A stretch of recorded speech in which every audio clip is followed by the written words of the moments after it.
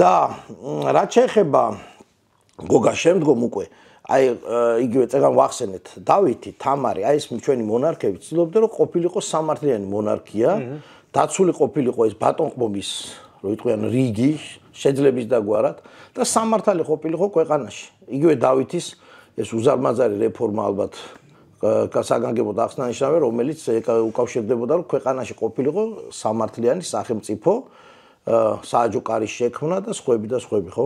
რა თქმა უნდა და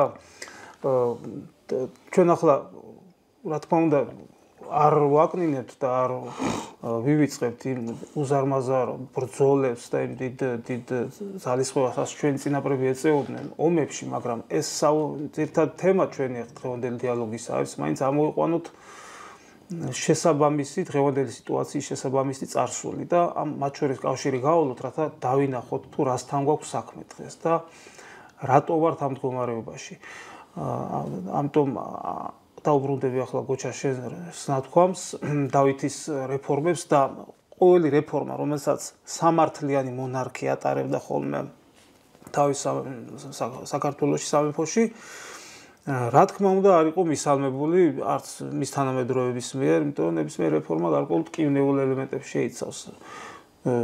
რომ თქვათ, ვისთვის იყო მტკივნეული, პირველ რიგში იყო ზედაფენისთვის. ზედაფენა იყო ამით უკმაყოფილო ხოლმე და ავლენდა კიდეც იქნებოდა გარკვეული კავშირები, მეფის მონარქიის საწინააღმდეგო კავშირები, რადგან მათ გარკვეული პრივილეგიები აკლდებოდა, დამოუკიდებლობა მათ ეკნინდებოდა. ეს კავშირები იყო როგორც საერო პირთა შორის, ასევე საერო და საეკლესიო პირთა შორის, ან მთლიანად შეიძლება საეკლესიო ფენა მთლიანად ესეთ გადაწყვეტილებამდე მისული იყო, რომ მონარქი მათ წინააღმდეგაა და დაპირისპირებაც კი, როგორ არა. ხო, ყოფილა და აი ეს ტკივნეული ბრძოლა, რაც სამართლიანობისთვის ბრძოლად შეიძლება დავაკავშიროთ, სამართლიანობა მოითხოვს გარკვეულ დისკომფორტს იმ ადამიანებისთვის, რომლებიც ამ სამართლიანობას ებრძვიან. გამოიკვეთა როგორც იმ სააჯო კარში, ისევე იმ კანონებში, რომელიც მაშინ შეიქმნა, ასევე დაადაგავდა რუის ურბნისის კრებას საჭიროება ჩატარდა, საჭიროება გახდა. სანამ რუის ურბნისის კრება ჩატარდებოდა, თავისთავად ამას წინ უძღოდა ბევრი მცდელობა, რომ დარეგულირებულიყო ამის გარეშე. კი, მაგრამ არ გამოვიდა. არ გამოვიდა. რადგან შეუძლებელი იყო იმდენად უკვე შორს იყო წასული ეს დაღმასვლა და პირდაპირ. კი, მაშინ თანამდებობები იმ ეტაპზე იყიდებოდა, ძალიან ბევრი უკეთურება ხდებოდა იგივე ჩვენს ეკლესიაში, მაშინ რომელსაც დავით აღმაშენებლის ისტორიკოსმა რაღაც ეტაპზე უწოდა, ესე იგი ჩვენი წმინდა ეკლესია ქვაბავაზაკ ქმნულიყო, ესე იგი ავაზაკთა ბუდედო და ძალიან ბევრი ნეგატიური რამ იყო, რომელსაც გამოსწორება ჭირდებოდა და რომელსაც დავითმა და ჩვენმა უდიდესმა მოღვაწემ გიორგი წეგრობართუხუძე ჭყონდიდელმა, რო იტყვიან თავი დაადგეს და შეძლეს ამ მდგომარეობიდან იგივე ჩვენი ქვეყნის ეკლესიის გამოყვანა და ეს ძალიან დიდი პროცესი იყო და ძალიან რთული პროცესი იყო. კრება ვიღაც შეიძლება დაგუდგელი ქონდეს რა. ამხელა პროცესია ისა და გაიწმინდა მაშინ ჩვენი ეკლესია ამიტგან.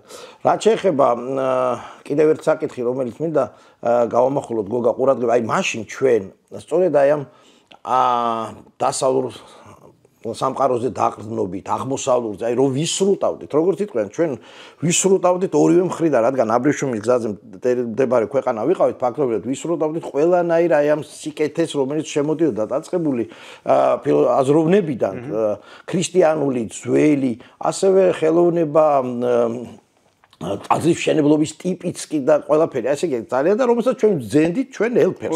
ორიგინალი, რომელიც ჩვენგან გადიოდა უკვე და ჩვენც ვაწვდიდით. დაწყდა დამთავრებული ჩვენი ამ უნიკალური ფოლკლორით თუ სხვა რაღაცებით, რომელიც ჩვენ გქონდა.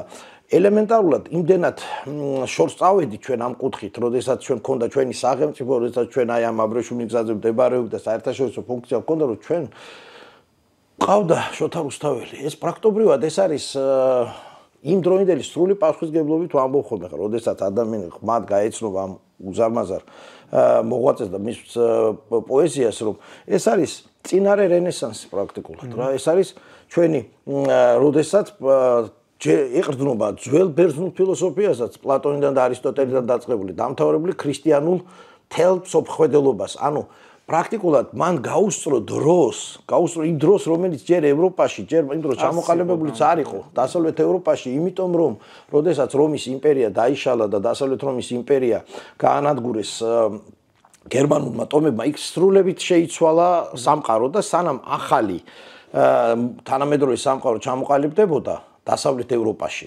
იქ გერმანელთა ბატონობის პერიოდი იდგა და მე თანდათანობით რომის პაპი გახდა იქ ქრისტიანული ცივილიზაციის მთავარი დამცველი, რომელთანაც მე ჩვენ მე მოგვიდა ესე პრაგმატული და რომელიც შემდგომ მოგეხსენებათ რომ ჩვენ შორის მოხდა სქიზმა დასავლურ სამყაროსა და აღმოსავლურ დიოფიზიტურ სამყაროს შორის მე-11 საუკუნეში გავიყავით ამასაც მნიშვნელობა აქვს იმიტომ რომ იქით წავიდა დიოფიზიტური კათოლიკური სამყარო რომის პაპის ხელმძღვანელობით ხოლო ჩვენ მართლმადიდებლები ბიზანტია ჩვენ დავრჩით აქეთკენ და ამასაც ძალიან დიდი მნიშვნელობა აქვს მთლიანობაში გასააზრებლად იმ პროცესების რომლებიც ვიყავით ჩვენ აი ასეთი აღმავლობის გზით სამართლიანი მონარქია ერთი მხარეს, მეორე მხარეს მასწამდგომი ეკლესია, ანუ ეროვნული კუთხით რო შევხედოთ და უზარმაზარი სრუტვა ცივილიზაციის ყველანაირი სიკეთის აბრეშუმი გზაზე მდებარეობით და იმ დარეალის ხეობის და სხვა გადმოსასვლელების ჩაკვეთით ჩვენ ყველაფერი ეს გქონდა და თუ ჩვენ ძლიერი ვიყავით როგორც სახელმწიფო ამ შემთხვევაში